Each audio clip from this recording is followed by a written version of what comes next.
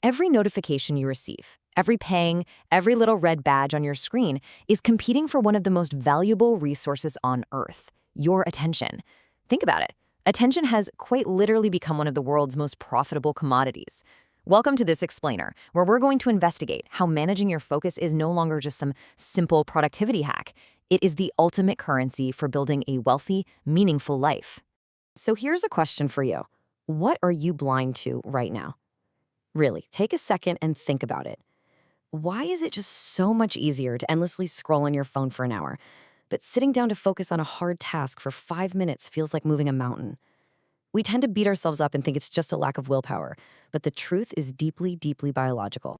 In his groundbreaking book, Thinking Fast and Slow, Nobel laureate Daniel Kahneman explains that deep analytical work requires what he calls System 2 thinking. Now, this type of mental processing is slow, it's deliberate, and it is physically exhausting for your brain. Because it carries such an incredibly heavy cognitive load, our brains naturally resist it. And that right there makes us the absolute perfect targets for digital platforms that are literally engineered to offer an easy, low-energy escape through infinite scrolling.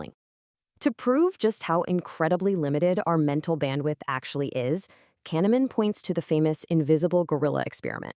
If you haven't seen this, it's wild. Viewers are told to count basketball passes, and they focus so intensely on that one task that they completely miss a person in a full gorilla suit walking right through the middle of the game. The takeaway here is honestly kind of terrifying. Intense focus makes us effectively blind to everything else. Section 1. The false productivity trap. Let's dive into how we actively squander this limited cognitive resource. Author Robert Greene points out how we waste our attention pursuing a completely false sense of purpose online. We become dependent on the applause of strangers. Johann Hari explores this exact phenomenon in his book Stolen Focus, showing how our modern environments are designed to fracture our attention. We trap ourselves in this exhausting, alienating quest for status, absolutely terrified that our attention is being siphoned off by someone else's feed. And this trap? It leads directly into what we can call the avoidance cycle. Imagine you sit down at minute 0. You're ready to engage in some deep work and learn a hard skill, like, say, Python. But by minute 5, your brain is violently resisting that cognitive effort. So by minute 10, you retreat into a familiar, comfortable neural pathway, maybe pulling up a mobile game you've been playing for years. Before you even realize what happened, minute 60 arrives. An entire hour of focus is just lost. When the work gets hard, we retreat. Seth Godin warns us that much of what we like to call learning is actually just hiding in plain sight. Obsessively hoarding AI updates or taking a bunch of screenshots to read later gives us this cheap dopamine hit of feeling productive. Nicholas Carr tackles this beautifully in The Shallows, explaining how the internet rewires our reading habits into shallow skimming rather than deep comprehension. Just look at the difference here. Hiding is safely waiting around to be picked and endlessly collecting data. Executing is creating, picking yourself, and taking the actual risk of doing the work. Section 2. Following talent, not passion. So how do we break out of this cycle of fragmented attention and figure out what actually deserves our focus? Well, Professor Scott Galloway ruthlessly debunks the modern feel-good myth of following your passion. He bluntly warns that the people giving you this advice are usually already incredibly rich, and often from highly unglamorous industries like iron ore smelting. The reality? You shouldn't follow your passion. You need to follow your talent. Galloway introduces what he calls the algebra of career focus. Here's how it works. You find what you are naturally good at, and then you apply thousands of hours of intense grit. You just endure the painful struggle for mastery. The economic security, the peer recognition, all the rewards that follow, that is what ultimately creates passion. Passion is the reward for mastery, guys. It is not the starting line. I mean, even Steve Jobs didn't start out by following his passion. Early on, he really wasn't passionate about computers at all. He was deeply into meditation and calligraphy. But he found immense success by focusing intensely on his unique talent for marketing, what he famously called bicycles for the mind. He mastered that talent, and the passion naturally followed. Section 3. The power of saying no. Let's see how all this builds into the ultimate requirement for success: radical elimination.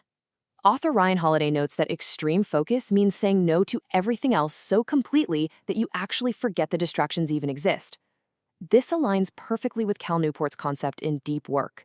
Newport argues that in our distracted world, the ability to perform deep work is your ultimate competitive advantage.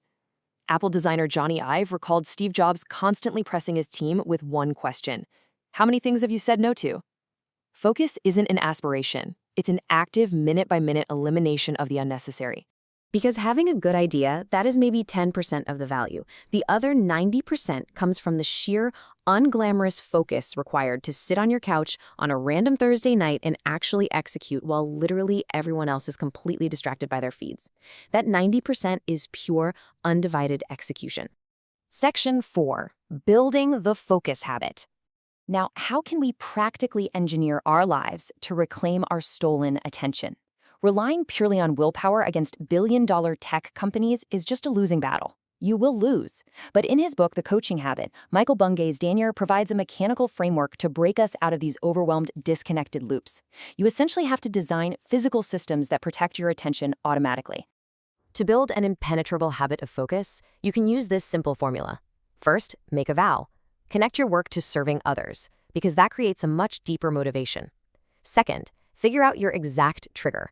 What is the specific moment that sparks your distraction? And third, double S it. Replace that distraction with a short, specific micro-habit that takes less than 60 seconds to initiate. From there, you've got to apply force multipliers to your environment. There are 5 incredible ways to protect your attention here. 1, turn off unnecessary notifications immediately. 2, schedule strict deep work sessions. 3, aggressively limit multitasking. 4, read long-form content regularly to rebuild your attention span. And 5, create dedicated screen-free time. You have to make failure difficult. Delete the games, use app blockers, and stop saving content for a later that never actually comes. Teach your brain that the price of attention must be paid right now. Stop drowning in data, and please stop waiting for permission. Pick one thing and exhaust it. Just choose one tool, one application, or one creative project this weekend, and do the hard, quiet work of executing on it. You've just cleared the weeds out of your mind. But what seeds will you plant today? The greatest competition of the 21st century isn't for your money, it's for your attention.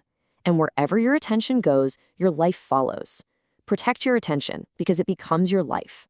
So what's one app that consumes way more of your attention than you'd like? Let us know and start taking it back today.